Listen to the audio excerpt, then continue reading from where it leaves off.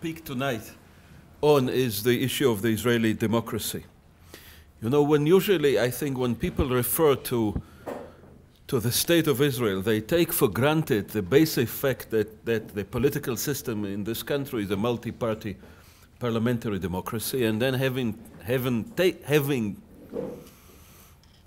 taken it for granted, they proceed to discuss the various flaws and deficiencies of this democracy, and indeed there is a lot to discuss if one wishes to discuss this theme. But I want to take a step back and to say that, in my view, there was never anything self-evident, never anything to be taken for granted about the basic fact that this country is a multi-party parliamentary democracy. It emerged, it was established, and it has existed since its establishment in conditions that are radically hostile to the emergence of any kind of democracy, much less a liberal democracy. And the things are known, but because the basic Israeli regime the political regime of this country is taken for granted, people often ignore the things that are in themselves well known. First of all, the composition of the population of this country. Who are the Israelis? The Israelis are, in fact, although very often I think in the West, this country is regarded as kind of a Western outpost in the Middle East, either positively or negatively or both, but it's considered as a bunch of European Jews who came to the Middle East and established a state, whether one thinks it was a good idea or not, but this is how it is regarded. In fact, almost nobody of the whole Jewish Israeli population has come here from a place that had any experience of democracy, any political culture, a democratic political culture. Almost all of them, of the various Jewish communities, Israeli Jewish communities by origin, hail from non-democratic, very often highly non-democratic countries. Half of the Jewish population of this country has come from the Arab Muslim Middle East. The state of democracy where is well known. That was some time before the Arab Spring that will, of course, establish democracy all over the place, but you know, that wasn't the case when the Jews came here from Yemen and from Morocco and from Iraq and from Egypt. So that's a half of the Israeli Jewish population. But the other half, the European one, the Ashkenazi one, as they are called, of course, they also didn't come from Denmark or from Norway or from Britain. Almost all of them came from less developed and non-democratic political cultures of Eastern Europe, from Tsarist Russia or from the Soviet Russia, where you said I came with my parents. My parents brought me here as a kid in '73. So it was Jews from Tsarist Russia or Soviet Russia, or from Poland or from Romania or from sometimes Hungary. These are the people. And not just the people, but also the leaders, which is very important, of course. The ones who were running the place, who were leading the Zionist movement and then became its leaders. Who was David Ben-Gurion that was mentioned here? What was exactly the democratic experience of himself and people like him? It was the Zionist and socialist underground in Tsarist Russia. And then he had some experience of, he studied law in the University of Constantinople for a year. And then, of course, he and his comrades had some experience of British democracy indirectly. Not in Palestine, there was no democracy, but there was democracy in London, so they would use they knew that they could influence the British public opinion through the free press and all that, and there was some experience of independent judiciary in this country under the mandate. But you know, that's kind of experience of democracy that many leaders of colonial peoples and countries had. Pol Pot had experience of French democracy, for example, when he was a young student in Paris. That did not exactly guarantee, the later character of his regime. So that is one component. And of course, then there is the 20% of the Israeli citizens who are Arabs, who also, of course, did not have any experience of democracy except the Israeli democracy. And by the way, it has been said here that they are formally Israelis or they are legally Israelis. They are Israeli citizens, are Israelis and should be, and that's not just a formal thing. But then of course they vote and they are part of the political system.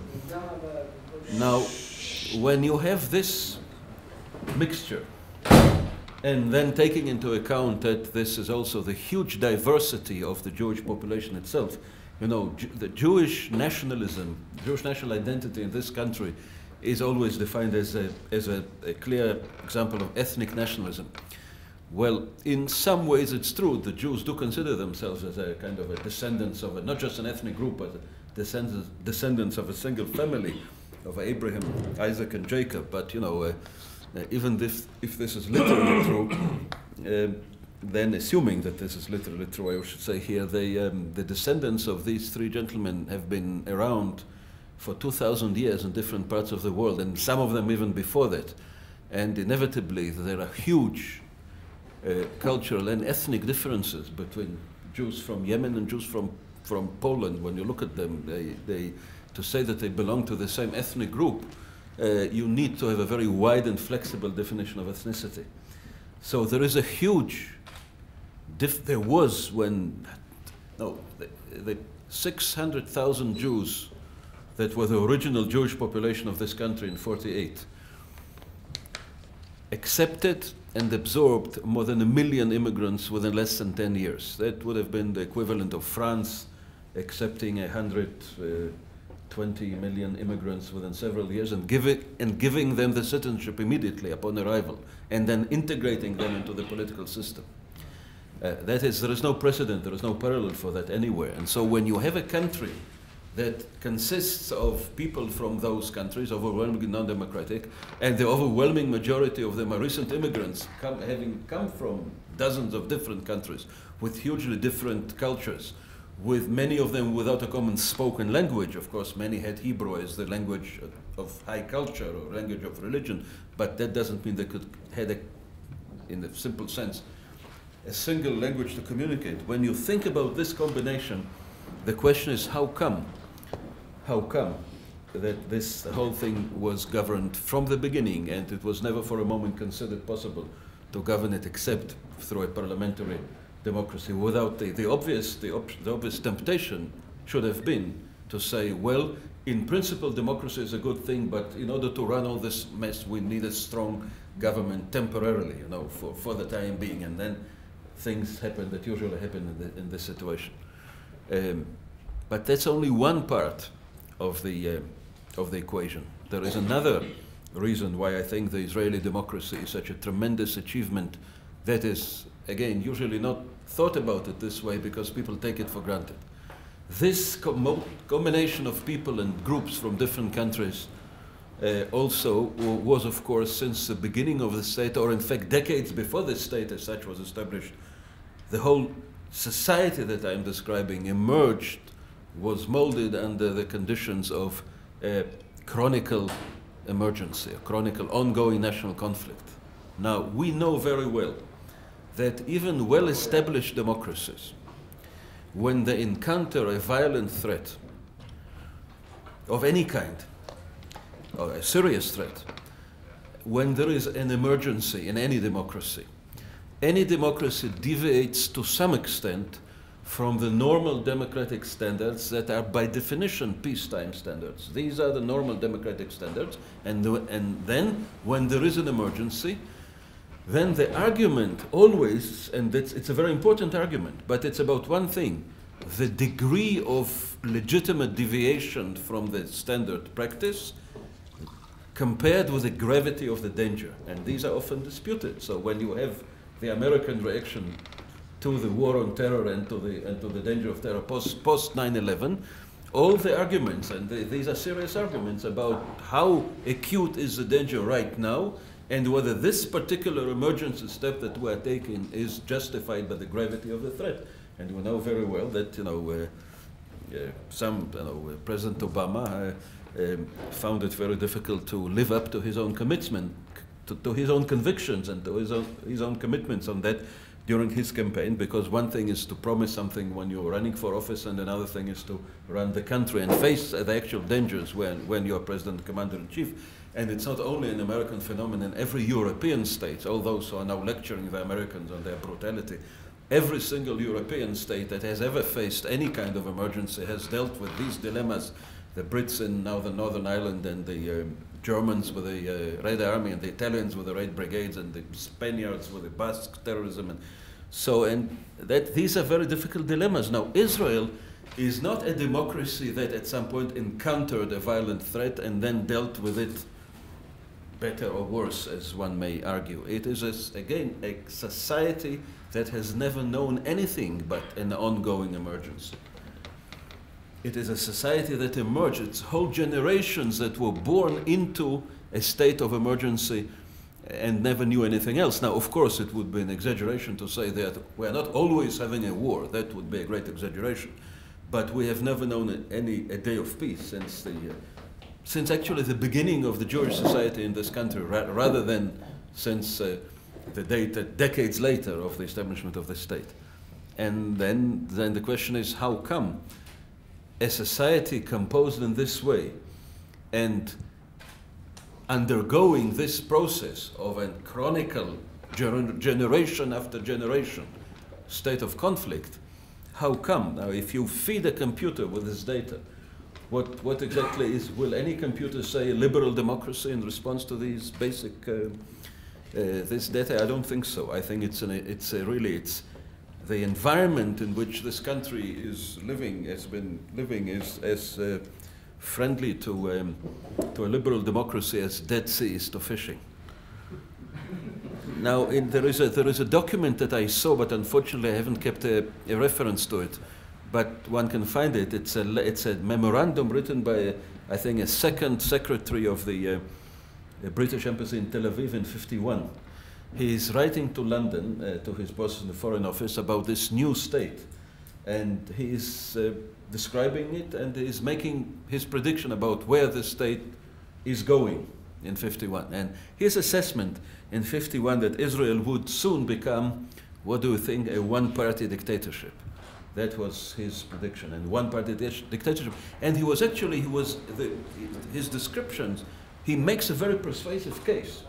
Because he says, yeah, there are huge numbers of people, nobody has any experience of democracy, and many more are coming, and the country is kind of a beleaguered camp, and there is a very authoritarian leader, of course, as he certainly was, as any founder of a nation state, and of course the military are very strong, and there is kind of a leading party that is kind of the Israeli Labour Party that looked to him.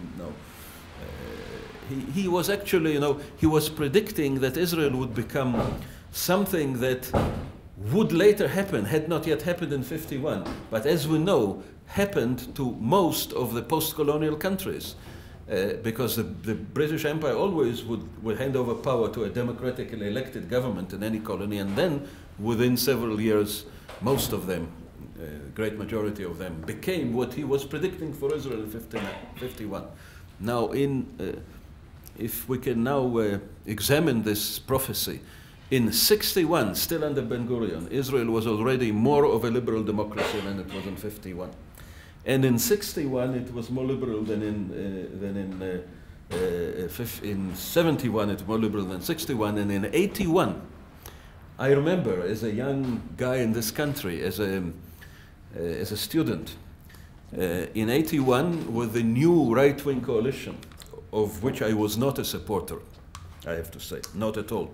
And I was looking at this coalition of right-wing and religious and ultra-religious parties, and was listening to some of the rhetoric of the people involved, and I was wondering whether Israel was still going in the right direction.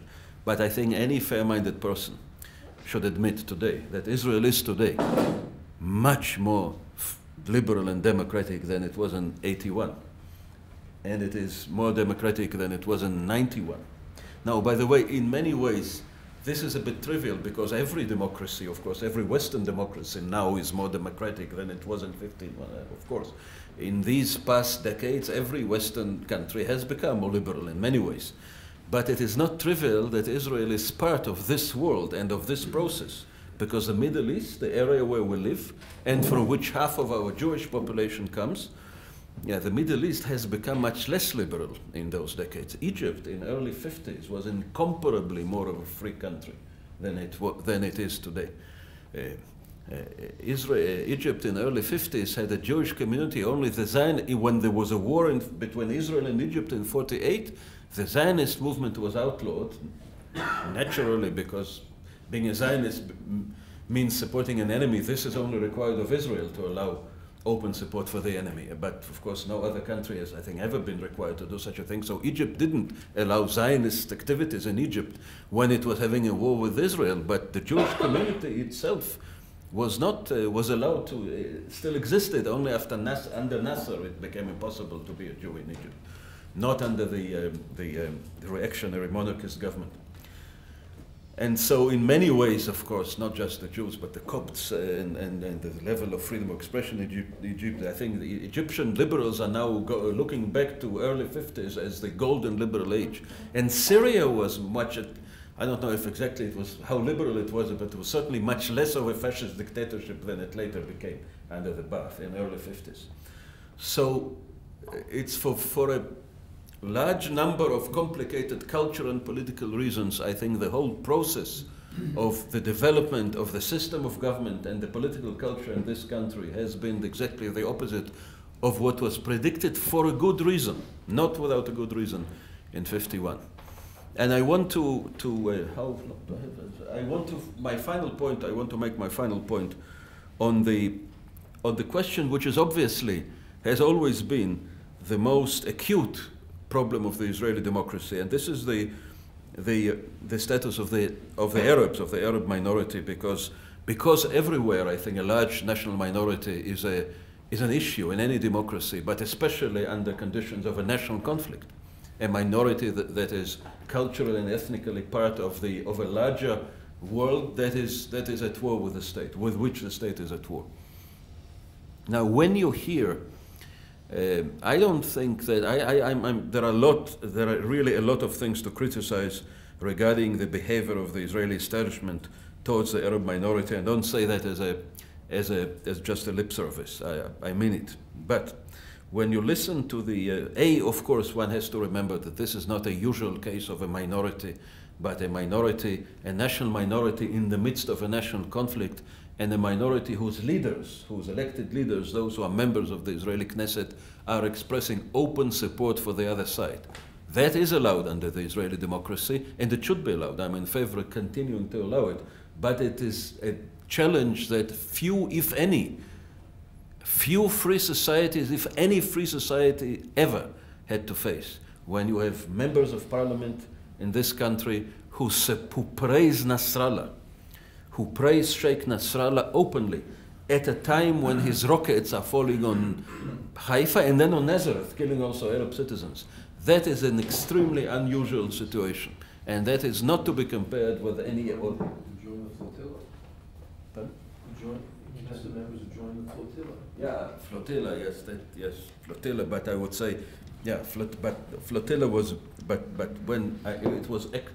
Also during actual military conflict of the Arab members of the Knesset, you can give, I think, Israel high marks for the freedom of expression, but you wonder whether indeed the Israeli identity of the Arab minority in this country is anything more than just a formal legal fact. Whereas, when you look at the polls that are conducted among Israel's Arab citizens, and you listen to what they say to direct questions, when they asked about their attitude to the state, you see a picture that is much more complicated and in some ways remarkably positive. You wouldn't have guessed. And these are the same people who vote for those members of the Knesset, so it's a complicated situation. But for example, I've looked at the data for the last decade. There are several well-established and reliable institutes of public opinion who conduct polls and ask Israel's Arab citizens, are you proud to be an Israeli? Are you proud to be an Israeli? Now, the positive answer to this question is from 40-something to 50-something% regularly, every year. Okay, it goes up and down, but it's never less than 42, and it's sometimes as high as 57. There was one occasion. Usually it would be 52, 3. Last year it was 53, and this year again it's 44 plus 5. Now, I several years ago I had a meeting with a group of British journalists who asked me questions about how Israeli Arabs and how Israeli can they be in principle, considering that this is defined officially as a Jewish state. And I told them about the latest poll that was then 45%. And I said to them, do you suppose that you could find 45% of, for example, Catholics in Northern Ireland who would be willing to say, I'm proud to be British? Because that's the comparison, of course. And one of them said, I don't think there are 45 Catholics in Northern Ireland who are willing to say, I'm proud to be British. Never mind 45% of Catholics. Now, and then they said, how? How do I explain that? And then I said, well, apart from the fact that we're so wonderful, the fact that the Catholics in Northern Ireland look beyond the border and they look at the Irish Republic. And so, okay, Irish Republic is a reasonable alternative, perhaps, okay, better or worse, but Arabs in Israel look across the border and what they see beyond the border is not at all the Irish Republic. So this goes some way to explaining the result, but it's not the whole story. Because saying I'm proud to be an Israeli is much more than just saying, thank God I'm not living under the Syrian regime, okay, which is much wider than 45%. And that, I think, is a remarkable achievement of civic democracy, of liberal democracy, not just a formal democracy, under conditions that, as I have said, are radically hostile to any such thing. Thank you.